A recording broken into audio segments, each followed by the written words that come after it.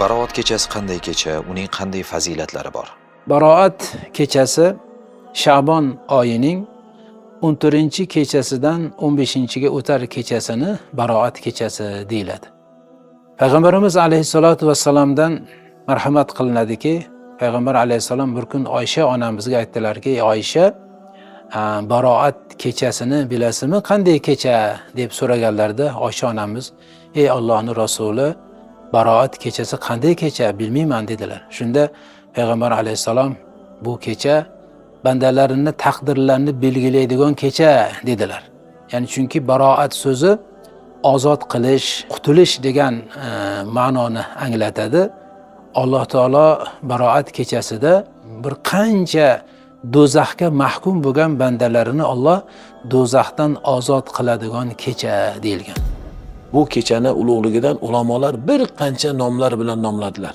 Birida mag'firat kechasi va birida hattoki maloikalar bayrami deya atalibdi. Alloh subhanahu va taoloni rizqi, Alloh taoloni rahmatlari nozil bo'ladigan ulug' bir kecha deya ataldi. Bu shunaqa ulug' kechaki, Hazrat Rasululloh sallallohu alayhi vasallam nainki kunduz kuni, hatto biz ummat uchun kechasi uyqularni buzib turib duo qilganlar.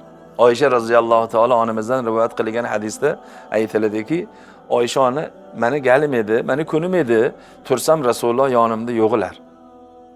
Men qo'rqib o'rnimdan turib Rasulullohni qidirdim.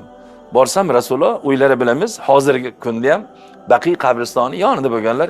Kirsam Rasululloh sallallohu alayhi vasallam duo qilib turgan ekanlar. Duo tugagandan keyin Payg'ambar menga qarab, "Ha Oysha, Alloh va uning rasuli seni unutdi deb o'yladingmi?" desa, har bir inson o'zining holatidan kelib chiqib, dunyo qarashidan kelib chiqib javob berar ekan. Oysha onamiz ha desalar chiroyli bo'lardi, yo'q desa bo'lardi. Ya Alloh meni unutmay desa ham bo'lardi. Men qo'rqdim, siz boshqa ayolingiz yoniga bordingizmi dedilar. Shunda Payg'ambar alayhisalom bu Oysha onamiz savolni barakotda bizga yana ham bir ne'matni qilib berdilarki, men bu kecha Allohdan butun ummatim uchun istig'for so'rab duo qildim. Ba'zi bir ulamolarimiz Auzubillahi minashshaytonirrojim inna anzalnahu fi laylatin mubarakah degan oyati karimani tafsirida shu muborak kecha shu Baroat kechasi deyishgan. Ya'ni Qur'oni Karimni Alloh taolo muborak kechada nozil qildim degan ba'zi bir ulamolarimiz, mufassirlar shu muborak kecha qaysi kecha deganda Baroat kechasi deyishgan. Bu Alloh subhanahu va taolo bandalarni ozod qiladigan kecha. Alloh subhanahu va taolo gunohkor bandalarni gunohlarini mag'firat qiladigan, o'ziga istig'for aytib tavba qiladiganlarni tavbasini qabul qiladigan, Allohdan yolvorib so'raydiganlarni duolarini qabul qiladigan kecha. Payg'ambar alayhisalom Oysha onamizga aytdilarki, bu kechada bandalarni taqdirlari, ya'ni kelgusi Baroat kechasigacha tug'iladigan insonlarni tug'ilishligi, vafot etadigan insonlarni vafot etishligi, Alloh bir yillik taqdirlarini Alloh taolo belgilaydigan ulug' kecha dedilar. Hazrati Ali radhiyallohu ta'ala anhudan rivoyat qilinadi.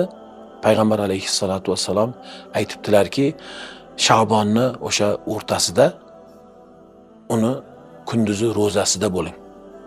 Kechasida qoyim bo'ling. Chunki o'sha kuni quyosh botishdan avval Alloh subhanahu va taolo o'zi ulug'ligi, buyukligiga yarasha Allohning o'zi tushar ekan shu osmon dunyosiga. Va hal min mustaghfirin astaghfirulah. Istig'for so'raguvchilar bo'lsa, uni mag'firat qilay. Rizq so'raguvchilar bo'lsa, rizqini beray. Yana qandaydir bir baloga giriftor bo'lganlaring bo'lsa, uni ko'taray. Kaza va kaza va kaza deya va boshqa Alloh subhanahu va taolo bandalarini muhtojligini bilgan zot, kimni ana u hojati bor, kimni mana u hojati bor deya Alloh o'zi bandalariga nido qilar ekan. Demak, buni bilgan bir mu'min o'sha kechani g'animat bilib, Alloh subhanahu va taoloni o'zi nozil bo'ladigan kecha deya, Robbimga qurbatim oshadigan bir kecha deya illo yolvorib o'sha kechada qoyim bo'lar ekan, inshaalloh har birini qilgan duo iltijolari, so'ragan har talablari ijobat bo'lay.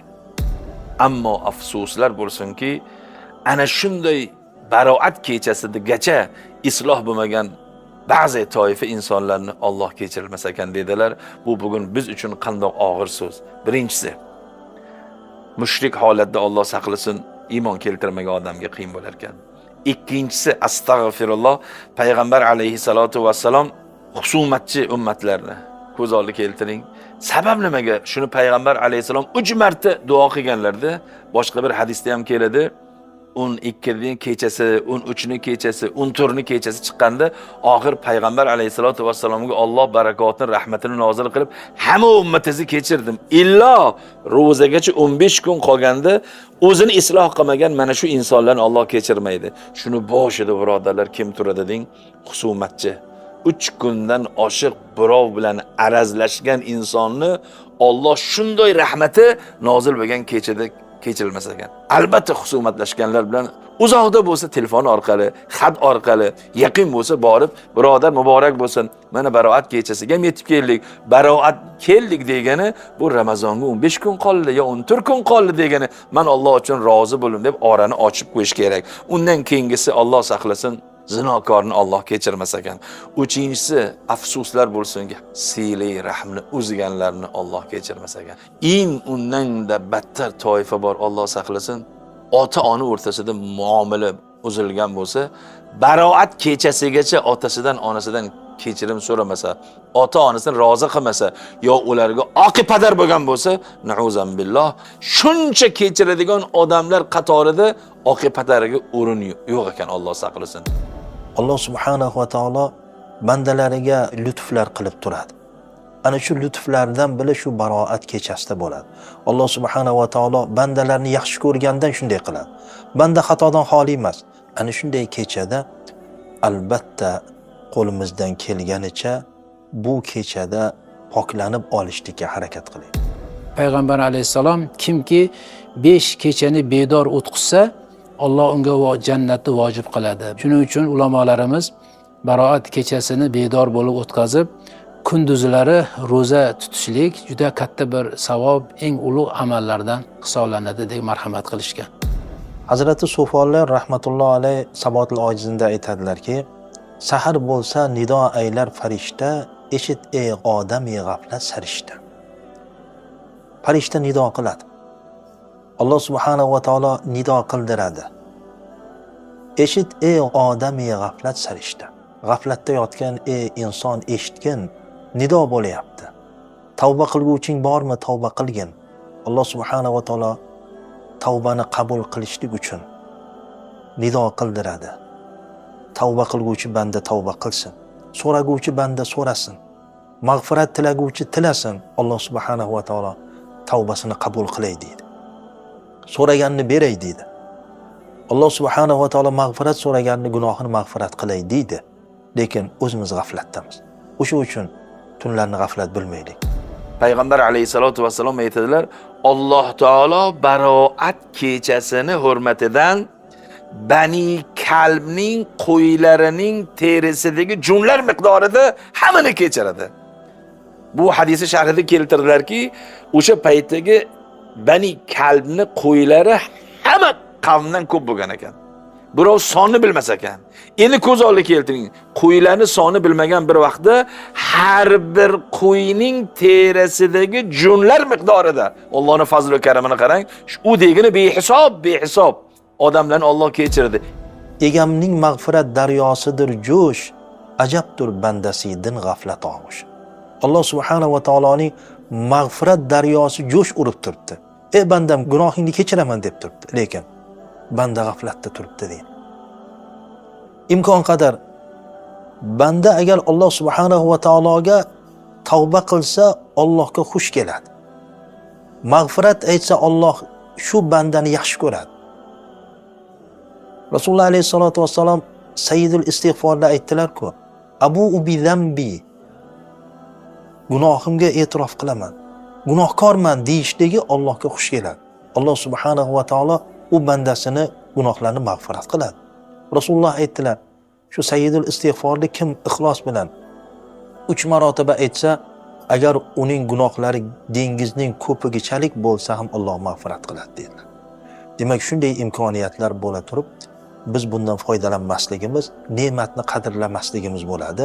Demak, Sha'bon oyining bu baroat kechasida ham Allohning shunday rahmati jo'sh urib turgan paytida biz poklanib olishlikka harakat qilishligimiz kerak bo'ladi. Alloh subhanahu va taolo bu kechalarning rahmatidan, bu kechalarning mag'firatidan hammamizga nasiba ato qilib, bu kechalarga yetkazib va bu kechalardan unumli foydalanib, tong paytida begunoh holatda tongni qarshi olishligimizni Alloh hammamizga nasib etsin.